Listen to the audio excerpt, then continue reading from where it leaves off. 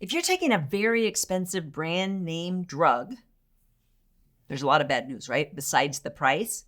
But if your insurance company does cover it, so you looked on the list and, oh yeah, they cover my drug, you're still not in the clear because they might make you go through some hoops to actually get that drug.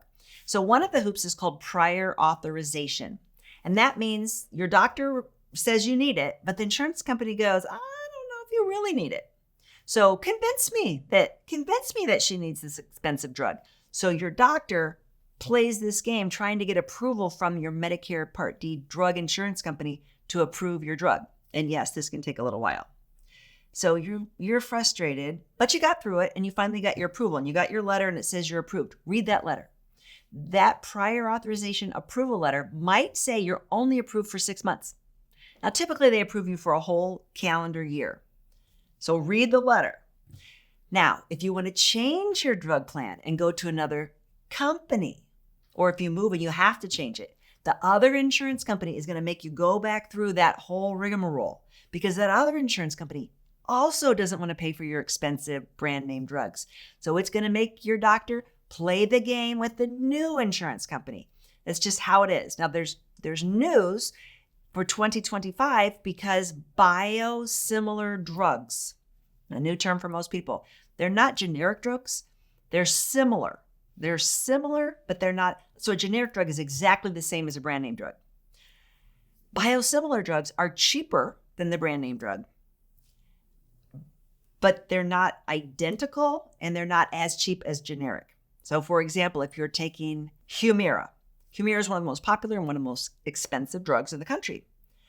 I think nobody is covering it for 2025. So they're not going to cover the brand name Humira, but there are 3 different bioidentical drugs, biologic drugs. And for the life of me, I can't remember them, but they're, with X's and Y's and long names. You can Google it.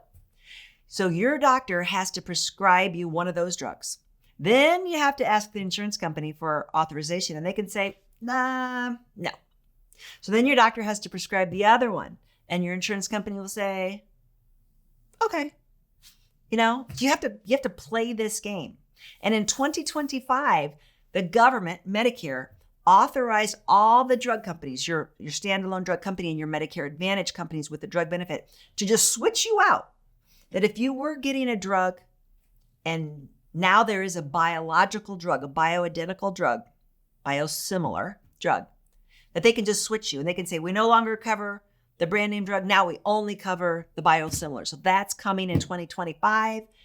And now you're ahead of the curve of how prior authorization works. And it's not for one insurance company. It's for all insurance companies that offer a Medicare Part D drug benefit. So ideally, you're not taking a drug that requires prior authorization from your insurance company. But if you do, the rigmarole. That's what we do at the Medicare Family. We've been helping people for 45 years. My family has been doing this for 45 years. We have thousands of clients all across the country. So if you need help, give us a call, the Medicare Family, or go online and book your free appointment, themedicarefamily.com. Hope this helps. If you like this video, you might really like this video. Check it out. And we'd appreciate if you subscribe to our channel so you never miss a great video. We put out one every week. Check in the description below this video for a link to our cheat sheet on Social Security and Medicare. And you can also give us a comment. If you have a specific question, always feel free to call us or email us at the Medicare Family.